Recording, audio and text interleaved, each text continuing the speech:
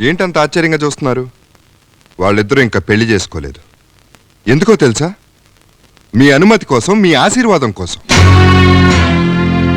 ఒక హిందువే మీకు అల్లుడిగా రావాలని మీరు కోరుకున్నారు. మీకు కాబోయే అల్లుడు హిందువే, కానీ ఇప్పుడు మీ అమ్మాయి హిందూ కాదే. ఒక క్రిస్టియనే కోడలుగా రావాలని మీరు పట్టుపట్టారు. అదిగో మీ క్రిస్టియన్ కోడలు, కానీ ఇప్పుడు మీ కొడుకు క్రిస్టియన్ కాదే. ఏంటి ఆలోచిస్తున్నారు?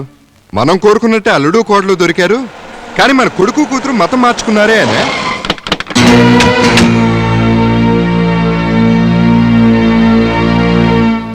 రూపాలు వేరైనా దేవుడు మాత్రం ఒక్కడే. దేవుడు మనుషులను సృష్టిస్తే మనుషులు మతాలు సృష్టించి ఆ దేవుడికే రూపాలు మార్చారు. హిందూ మతంలో పుట్టిన బిడ్డ విభూది రేఖలతో పుడతాడా? క్రిస్టియన్ మతంలో పుట్టిన బిడ్డ సిలువేసుకుని పుడతాడా? ప్రపంచంలో అన్ని మతాల గురించి అందరికీ తెలియకపోవచ్చు, కానీ ప్రేమ గురించి తెలియని మనిషి ఉండడు, ప్రేమ చిగురించిన మనసు ఉండదు.